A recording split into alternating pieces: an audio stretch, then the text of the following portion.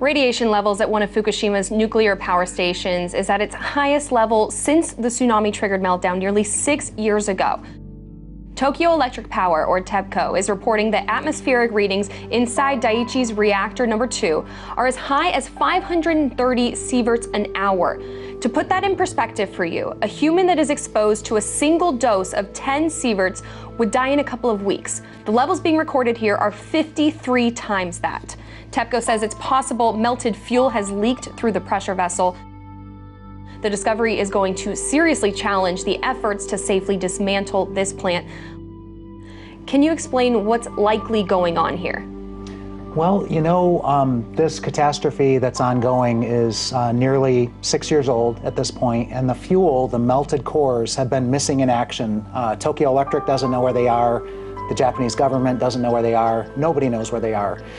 They may even have come upon melted fuel that's not underwater, and water serves as a radiation shielding. So if this is an open air area and there's no water, that could explain. But what you've got are melted reactor cores. And of course, human beings can't be in operating atomic reactors. They also can't be in this area where there's a meltdown. And there's also imagery.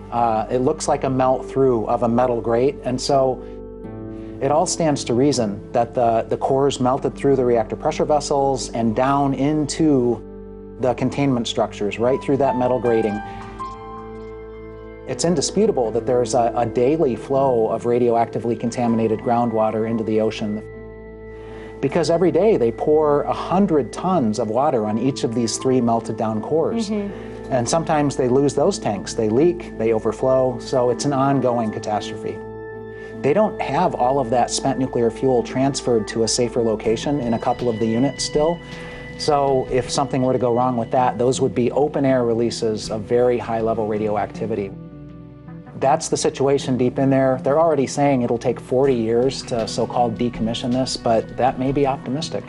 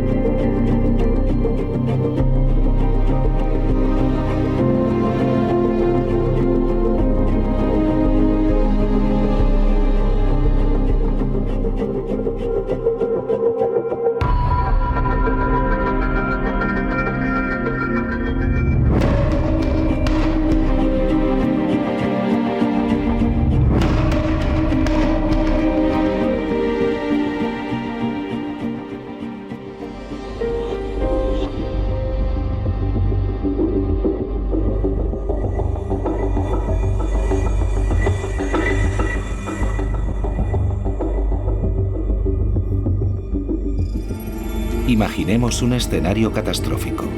Una parte de la Tierra queda privada de electricidad. Grandes ciudades se quedan a oscuras. Un gran apagón eléctrico como los que acabamos de imaginar ya se ha producido. Ocurrió el 15 de marzo de 1989 en Canadá y dejó a oscuras a 10 millones de habitantes. Buenas noches. Una vez más, la ciudad de Quebec se quedó sin electricidad la noche pasada. Esta mañana, los quebequeses se han despertado con un precioso día de invierno. Pero a las pocas horas, la red de energía eléctrica colapsó. Después de múltiples investigaciones, los científicos vincularon el gigantesco apagón eléctrico a una gran tormenta que se había formado en la superficie del Sol. Estas borrascas de viento solar enviaron a la Tierra partículas eléctricas que se diseminaron por su superficie y cuya fuerza produjo una disyunción en las redes eléctricas, provocando así el apagón general. ¿Qué sucedería si una tormenta solar semejante se produjera hoy? Todas las redes de comunicación muy sensibles a la radiación electromagnética del Sol podrían sufrir daños graves. Apagones eléctricos, apagones en los satélites que afectarían a los GPS, a los teléfonos móviles y en consecuencia al funcionamiento de nuestra sociedad. En 2009, un informe de la Academia de las Ciencias estadounidenses y de la NASA estimó que una sola tormenta solar de gran amplitud podría acabar con la economía estadounidense durante 10 años, con un coste estimado de $6 billones. Cuando se produce una erupción, esta materia sale al espacio y viaja a través de todo el sistema solar. Eso es lo que llamamos la meteorología espacial. Lo que nos interesa como investigadores es comprender la propagación de esas nubes magnéticas y cómo pueden impactar en los planetas. Un flujo constante de partículas eléctricas procedentes del Sol baña constantemente nuestro planeta, la Tierra. Ese viento solar tarda unos 2 días en llegar hasta nosotros. Luego es desviado hacia los polos por el campo magnético que rodea a la Tierra. Cuando las partículas eléctricas del Sol entran en contacto con los átomos de la atmósfera superior, se produce una reacción luminosa. Es así como se forman las auroras boreales, que son la manifestación más visible de la actividad solar sobre la Tierra. Sin embargo, fue durante un ciclo de baja actividad cuando se produjo la mayor tormenta solar jamás registrada en la Tierra. Se le llamó Evento Carrington. El 1 de septiembre de 1859, el astrónomo inglés Richard Carrington observó unas enormes manchas solares de las que realizó unos bocetos. A la noche siguiente se observaron auroras boreales hasta en el Caribe, con una luminosidad tan intensa que según testimonios de la época se podía leer el periódico en plena noche. Las corrientes eléctricas se propagaron por el suelo. Varios telégrafos se incendiaron y muchos telegrafistas sufrieron descargas eléctricas. Si este evento se produjese hoy en día, las consecuencias serían incalculables. Al iniciarse una erupción, hay que prever si tendrá o no efectos sobre la Tierra. Para ello, hacemos un seguimiento constante de las erupciones. Incluso cuando estamos seguros de que las eyecciones van a llegar a la Tierra, debemos determinar su importancia en relación a otras anteriores. Lo máximo que podemos hacer es prever la llegada de un evento significativo, calcular la hora estimada en que alcanzará la Tierra y comunicar la probabilidad de que cause una tormenta geomagnética, pero aún no podemos cuantificarla. La Tierra está acostumbrada desde los albores de los tiempos a las tormentas solares. No son más importantes en la actualidad, pero sus consecuencias sí lo son, en este mundo tecnológico que el hombre ha construido. Un mundo muy frágil. El 23 de julio de 2012, imágenes obtenidas por satélite mostraron la violencia de una erupción solar. Esas imágenes han permitido a los científicos llegar a la conclusión de que dicha tormenta fue más intensa que la de Carrington en 1859. Si hubiese alcanzado la Tierra, nuestro mundo se hubiese visto completamente trastocado. Felizmente para nosotros, la tormenta se dispersó en una dirección opuesta a nuestro planeta. Para eventos del orden de 100 veces el evento Carrington, se producen aproximadamente cada 800 años, y para un evento 10.000 veces mayor que el de Carrington, se produciría cada 5.000 años. Incluso en el lapso temporal de la civilización humana, la probabilidad de que se produzca una supererupción no es nada desdeñable, y los efectos sobre nuestra sociedad tecnológica serían devastadores.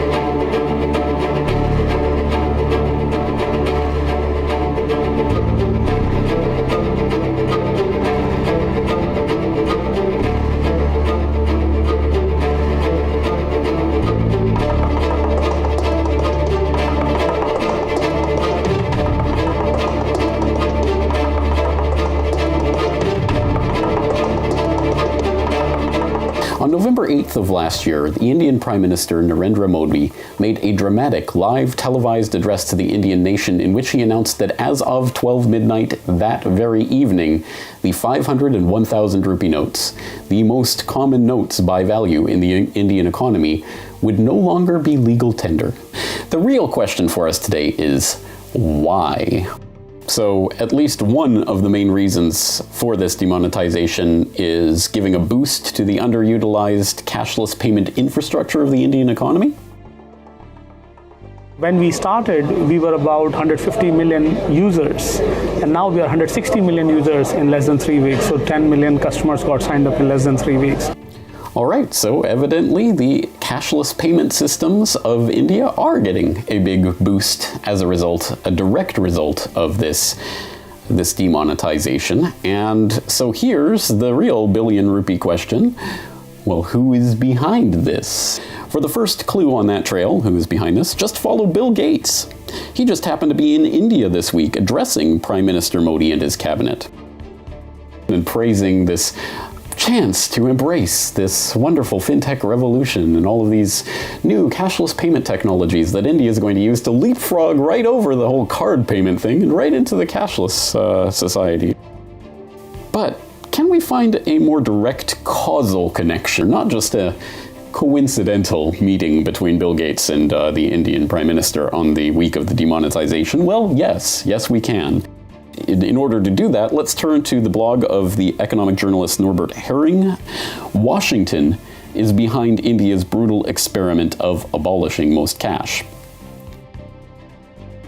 There was a partnership between US aid and the Indian Finance Ministry and a couple of other institutions who all have an interest in pushing back cash. As they said in a press statement, with an institution called Catalyst, which had exactly that goal, and US aid paid for it. So it's clear that Washington is involved and that US aid is part of an initiative called Better Than Cash Alliance, where they are together with the Bill and Melinda Gates Foundation and the Visa, MasterCard, who have an obvious interest. But as bad as all of this is, it gets even worse. Every single individual in India who will have a smartphone will become a walking ATM with this very, very small little instrument which can be put in here on all Android phones. You can do your thumb impression here and transact all Aadhaar-enabled payments as well. According to Kant, thanks to the wide development of Aadhaar, in the near future all Indians will simply need to use a biometric identifier such as a thumbprint or eye scan to make routine payments. Aadhaar is the 12-digit unique identification number issued by the Indian government to every individual resident of India. The Aadhaar project aims to provide a single, unique identifier which captures all the demographic and biometric details of every Indian resident. Is there any reason to connect this Aadhaar project specifically to this demonetization? And again, the answer is yes. As Herring notes in his article, the director of project incubation for Catalyst is a man named Alok Gupta. He was a member of the original Unique Identification Authority of India team that developed and implemented Aadhaar. So it all comes together, and I hope you're seeing the picture that is coming into view right now. Demonetization, cashless society, biometrics, the total Big Brother surveillance of every transaction going on in the economy, tied down not just to some random details of you, but to your fingerprints and iris scans. You, every single thing that you do, everywhere you go, everyone you interact with being tracked and controlled and databased and surveilled by a central government authority. I would like to think I don't have to elaborate why this is not just a problem for the people of India, although it is obviously that, but this is very soon coming to a country near you.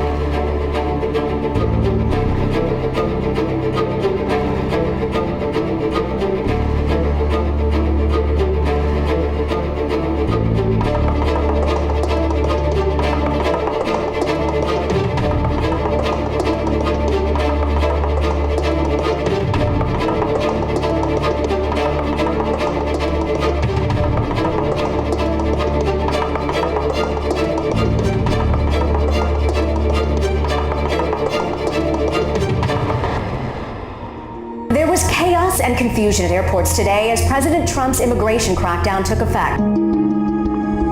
This capping off a day of confusion, chaos and protests in several airports across the country.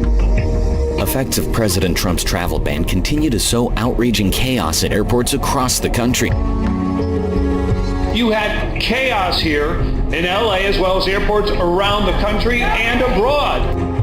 And everywhere you look in the mainstream media right now, it's all about the chaos. And it isn't just the media. Hollywood is getting in on the action too, promoting revolutions, violence, riots, military coups. And Madonna even told a crowd of thousands of protesters that she thought a lot about blowing up the White House. Yes, I have thought an awful lot about blowing up the White House. People are openly calling for more police state now, martial law. They want civil war. They're calling for civil war on social media like they actually think that's their original idea they just came up with and not an agenda that everyone has been force-fed and currently are being brainwashed and programmed to fulfill. Chaos on the campus of UC Berkeley. Conservative free speech sparking an all out-of-control liberal riot. If you actually look at some of the video coming out of the Berkeley riots, you'll see a group of people dressed in black with black hoods and black face coverings moving through the crowd, together in a row. This is the crew that provocateured and turned protests that had already been very highly organized and scripted anyways, from a protest to a riot. If people just took off their labels for a minute, their political labels, and stepped away from the identity politics and backed up about 50 feet and took a look at what's actually going on here, you will see how completely orchestrated and manipulated and manufactured this unrest is to cause chaos. Why? Because they want to bring order out of it. This whole thing looks like the next evolution of the same exact agenda that Obama worked so diligently on for the last 8 years. Have you figured out the name of the movie we're watching yet? It's called Divide and Conquer, and it's been in the playbook for a very long time because it tends to work. So right now the agenda is chaos, chaos, chaos, chaos everywhere. And every time you hear the system toss that word around, chaos, chaos, chaos, chaos, chaos, Chaos, chaos, chaos, chaos, chaos, chaos, chaos. see it for the manipulation and agenda that it is. It's a program. It's programming to keep us fighting amongst ourselves.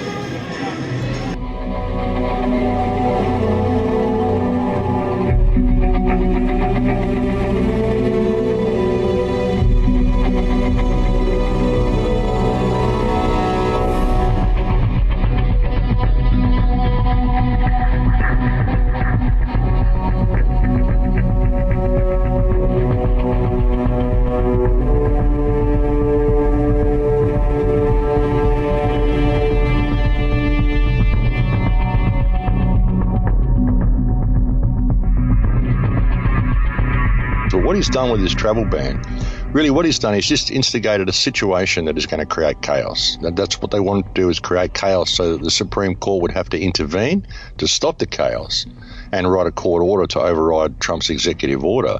And then Trump just kind of sat there and watched to see what the Department of Homeland Security would do. And what the Department of Homeland Security did was they upheld the executive order regardless of what the Supreme Court said.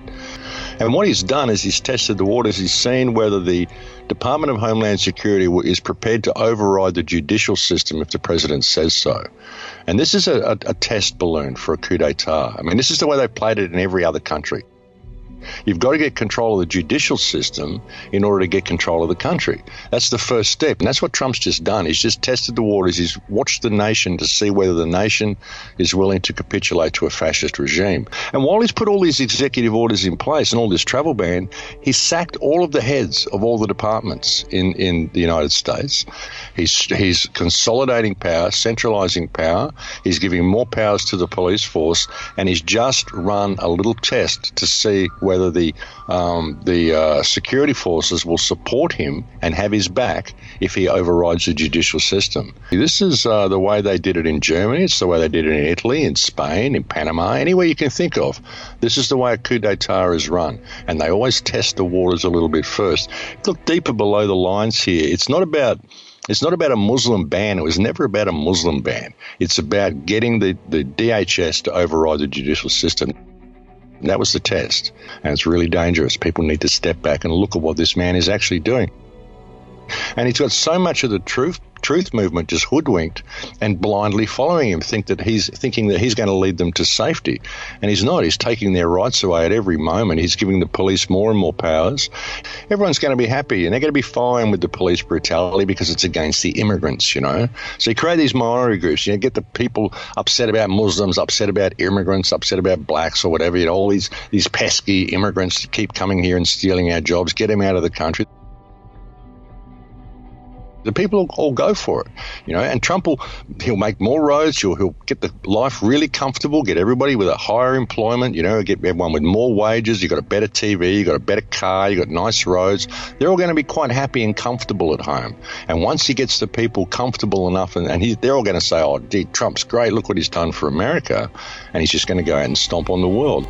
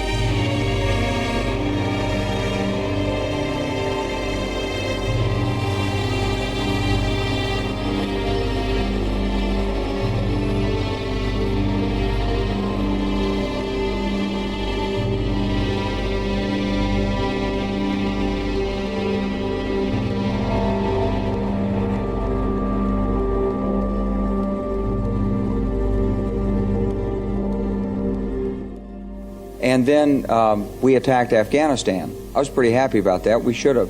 And then I came back to the Pentagon about 6 weeks later. I saw the same officer. I said, why haven't we attacked Iraq? We still going to attack Iraq? He said, oh, sir. He says, it's worse than that. He said, I just got this memo from the Secretary of Defense's office that says we're going to attack and destroy the governments in 7 countries in 5 years. We're going to start with Iraq, and then we're going to move to Syria, Lebanon, Libya, Somalia, Sudan, and Iran.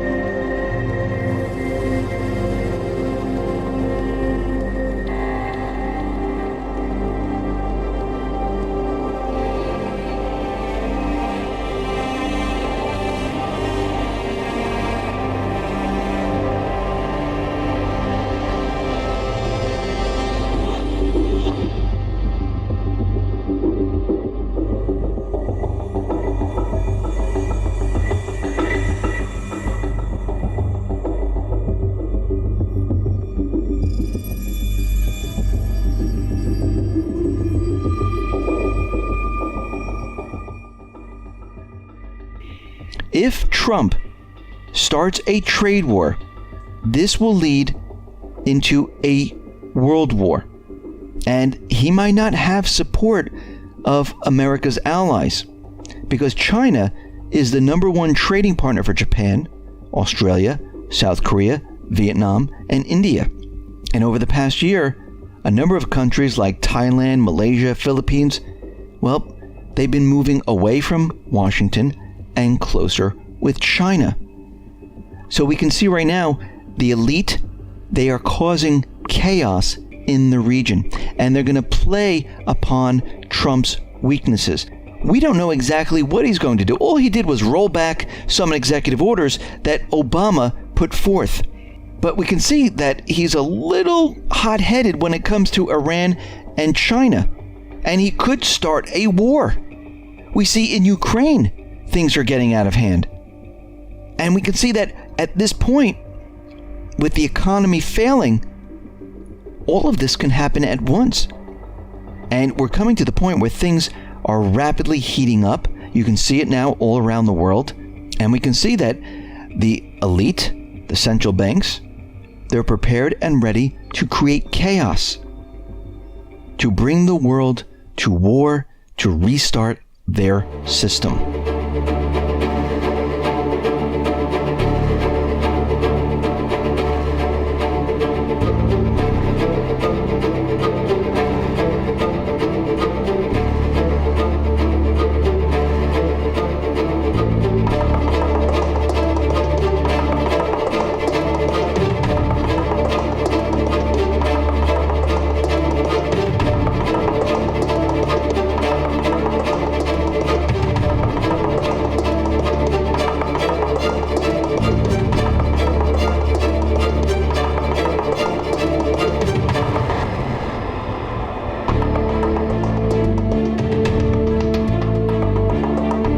It's Middle East and Asia, where the United States wants to have control of natural resources, or at least partnerships with other nations. And right now there's disputes, not just specific about islands, but who's going to control oil reserves that they have discovered under the South China Sea. Now, so that's a major aspect of it.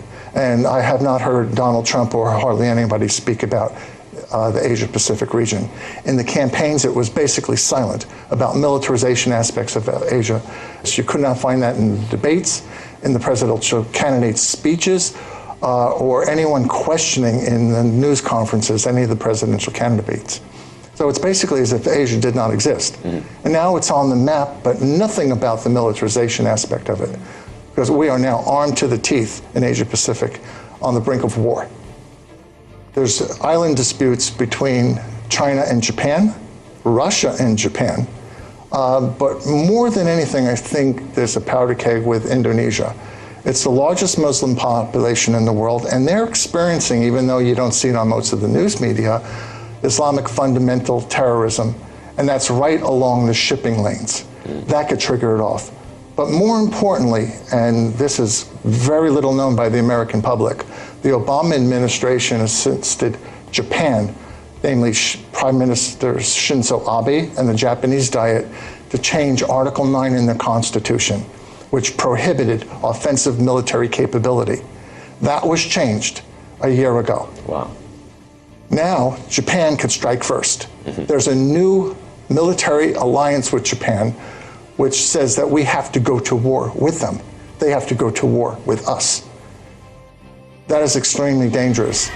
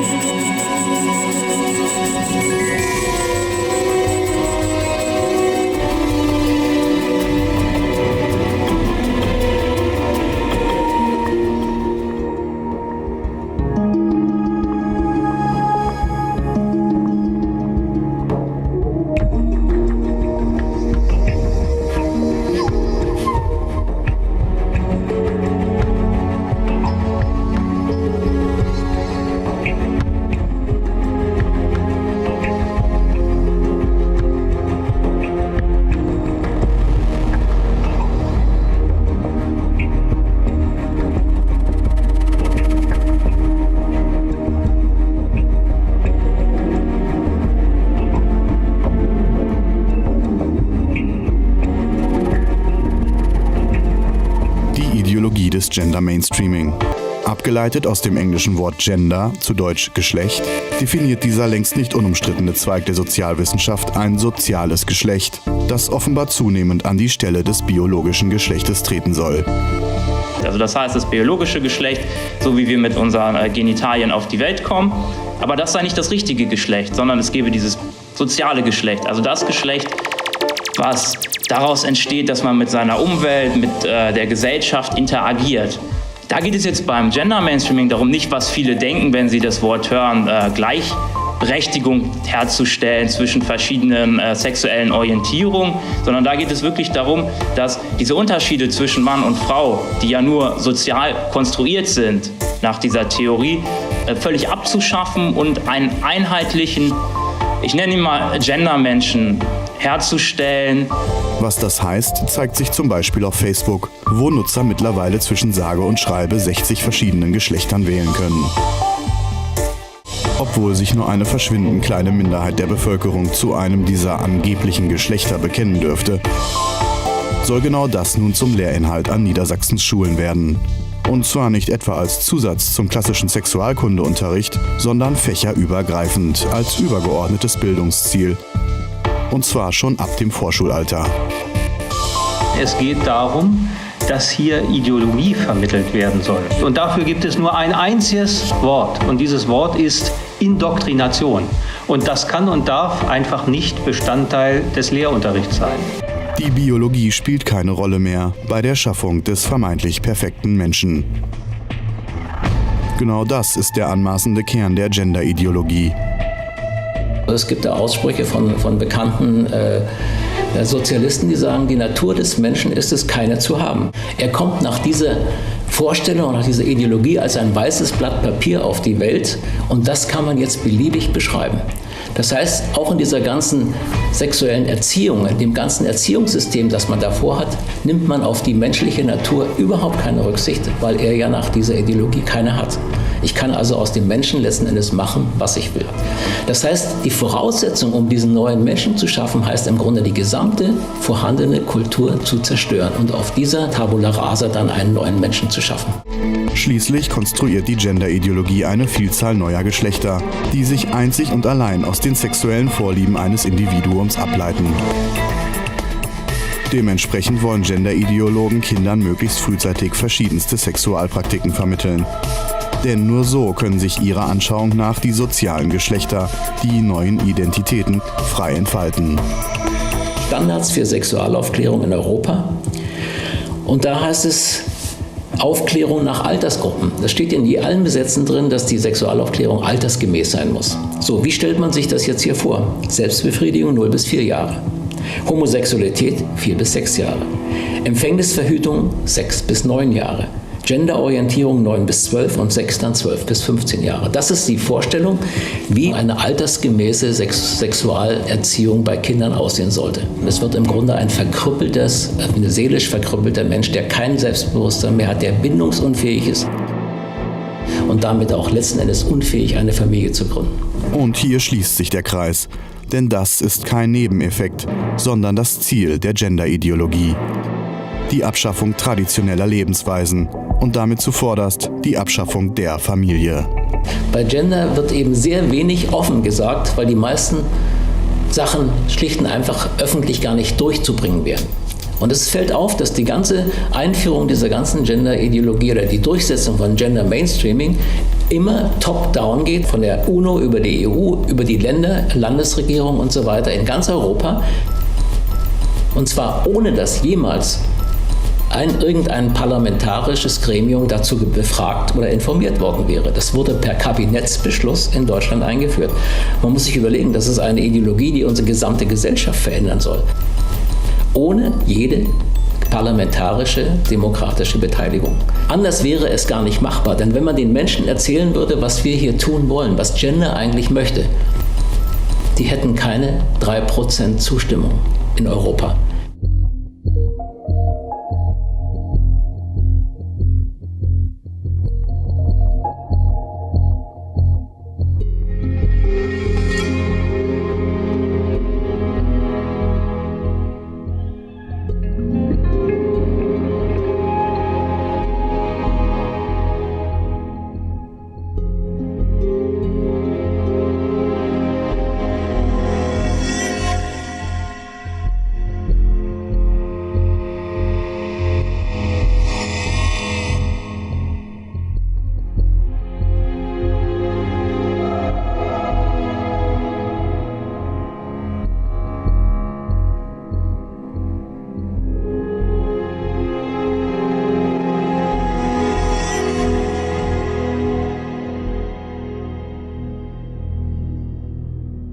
das ist eine Ideologie, die Fuß fasst. Ich habe nicht das Gefühl, dass sie so einfach dahergeschlendert kommt und Fuß fasst, sondern dass sie im Gegenteil, gerade weil, wie du ja auch schon gesagt hast, es einem erstmal so abstrus vorkommt, dass sie eigentlich an unserem Bewusstsein geschickt vorbeigeschleust wird und erst jetzt, wo sämtliche legislativen Weichen eigentlich schon eindeutig gestellt sind, kommt sozusagen die Phase der Medienkampagne. Und das Ziel dabei ist eben, dass die Unterschiede zwischen den Geschlechtern, soweit überhaupt noch vorhanden, eben so hingestellt werden, dass im Grunde männlich und weiblich wie zwei Extrempunkte eines Kontinuums sind.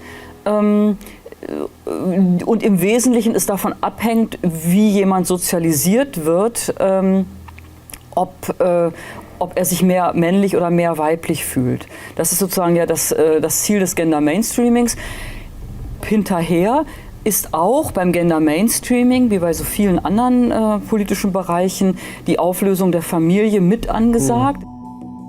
In Schweden ist es bereits jetzt eben dann so, dass nicht mehr von Vater und Mutter gesprochen wird, sondern es soll eben dann so jetzt allgemeiner Sprachgebrauch werden, von älter 1 und älter 2 zu sprechen, auch damit die gleichgeschlechtlichen Elternpaare nicht diskriminiert werden. Das Geschlechtliche ist aber ja eigentlich eine körperliche Gegebenheit, die bis auf ganz, ganz wenige Ausnahmen von Zwittergeburten wirklich eindeutig ist, sodass man das Gefühl hat, das, was eigentlich sozusagen das Kraftspendende ist, ist ja die grundlegende Kraft im Universum, davon sollen wir möglichst abgelenkt werden. Und wenn man weiß, dass eben sämtliche geistigen Techniken, Yogi-Techniken und so, alle damit beschäftigt sind, mit dieser Kraft zu arbeiten, dass also diese sexuelle Kraft im Grunde das ist, was uns unserer Allmacht bewusst werden lässt, die wir eigentlich haben, dann ist auch klar, dass man uns so weit wie möglich davon ablenken will, eine wirklich erfüllende und befriedigende und stillende und nährende Sexualität zu leben, sondern dass wir uns möglichst verzetteln in allen möglichen Praktiken und immer da dann das Heil suchen. Alles, was mit der ursprünglichen biologischen Form von Fortpflanzung und familiären Strukturen zu tun hat, wird im Grunde aufgeweicht, aufgelöst, verächtlich gemacht. Das sieht für mich so aus, als ob es genau in die Richtung gehen sollte, die Familien eben ganz aufzulösen, älter 1, älter 2, und dann kann man die Kinder doch auch im Grunde gleich dem Staat. Genau, ganz dem Staat, und dann hat man erfolgreich die Menschen auf Ameisenstatus eigentlich reduziert. Ja.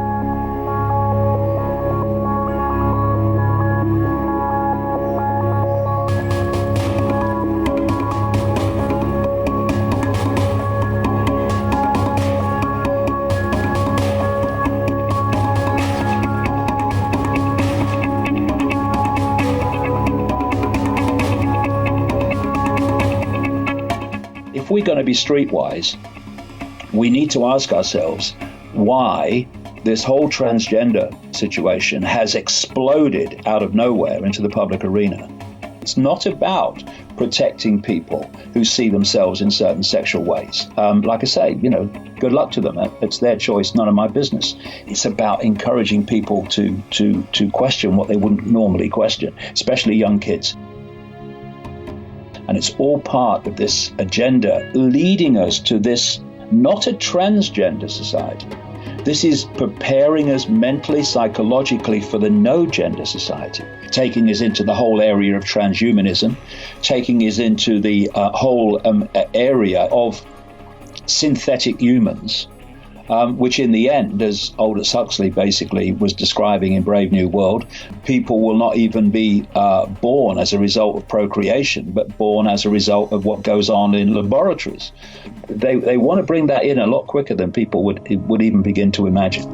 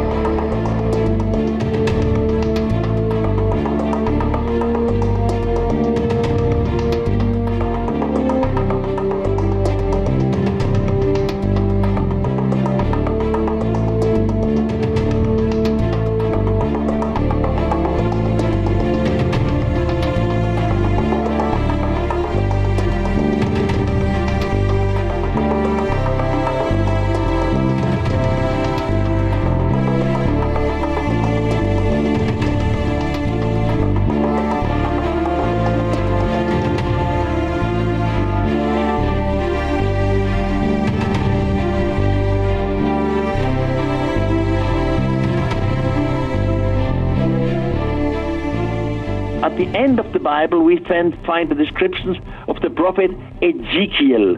He was a high priest in Jerusalem, and at his time, Jerusalem was captured by the Babylonians. So Ezekiel was one of the slaves working for the Babylonians outside in the desert. And of a sudden, the heavens opened, and all the slaves saw an object coming down. And Ezekiel, in the beginning, he believes that must be God, the Almighty God. So he fell down on his knees, and then he realized this is not God. And he starts to describe what he sees. In front of his eyes stands a gigantic chariot with a light, a glittering of light. He describes the wheels. He says the wheels can go in every direction, forward and backward, right and left, without turning itself. You see, in the Bible, for example, shortly there is mentioned the man with the name of Enoch. And in the Bible you only read that Enoch was a prophet before the great flood, and Enoch was the first human who disappeared in a fiery chariot. Then, nearly 200 years ago, an Englishman was in Ethiopia, and there in the old library he found a book called the Book of Enoch. And the prophet Enoch clearly says he was 12 years old when something descended from the sky, again with loud noise. The whole community of the village were afraid and ran away, but the 12-year-old Enoch was standing there. And then two people came close to him. At least they looked like people, but they had glittering suits on, and they had helmets. So these two strangers say to Enoch, to the boy, "If you wish, we will take you up over the sky, over the earth, and we will show you your planet from above." And the 12-year-old one says, "Yes, I wish to do so." So these three people, two strangers and Enoch, they make a few steps away. And one of the strangers says to Enoch, "Human, you smell terribly. You stink." So the human had to push himself into the water. Then he comes out of the water. They give him a cream. He should put this cream over his whole body. And later they give him some sort of suit, the same suit which they were on. And he was looking glittering like the others. Then they go up. Of course, Enoch has no technological words. He cannot explain what it was.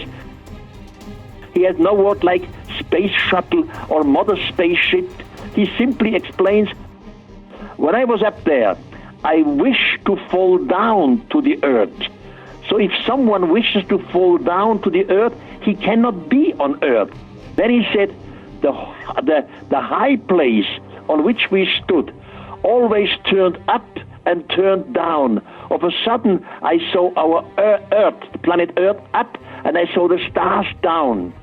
Now soon as you are in a mother spaceship, which surrounds the Earth in an orbit, this mothership itself would turn around its own axis. By turning around its own axis, you create an artificial gravity by the centrifugal force. So it's a must to turn a spaceship around its own axis. Now, all these things are scientific information. It's not just a wish or a dream. The informations are too precise. And the universe is endless, and there are 1,000 billion forms of life. Well, I had the chance to come together with brilliant people. And some of these brilliant men, they told me they know that there are extraterrestrials. For example, Ed Mitchell. Ed Mitchell, it was an American astronaut. He was the 6th man on the moon. And he told me, "Eric, I was officially informed that extraterrestrials do exist. Every time before we leave," and the same happens with other astronauts, including the Russian astronauts, every time before we leave, we receive a briefing. And some of the scientists tells us, astronauts, "Listen, you will probably see during your flight some things out there which you could not believe before that they do exist. Now you are not allowed to speak in your radio, you know, with the Earth, that you have seen UFOs or extraterrestrials." So, and there are other people who really, Professor Dr. Carl Sagan. Sagan was a Harvard professor, a brilliant man, and he was all in the beginning against this UFO stuff. And he said, "Eric, we are just one of the species of thousands of species which exist around us. We have just separated ourselves. Sooner or later, we will make contact with them again.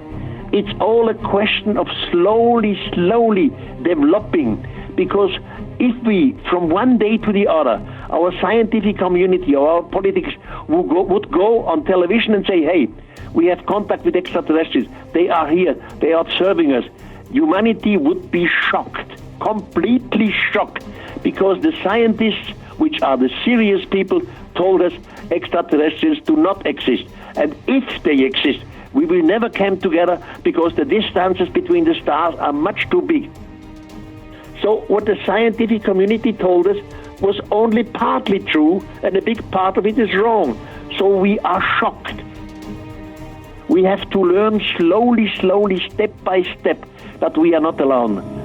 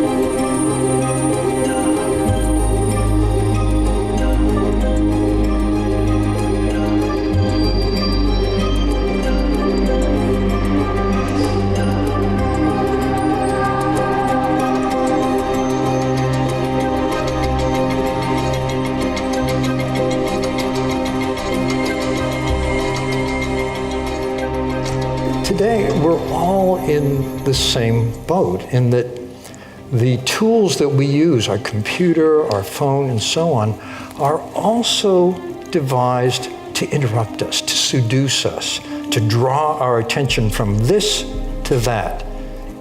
I think we've entered a time when we're in danger of intentional impoverishment.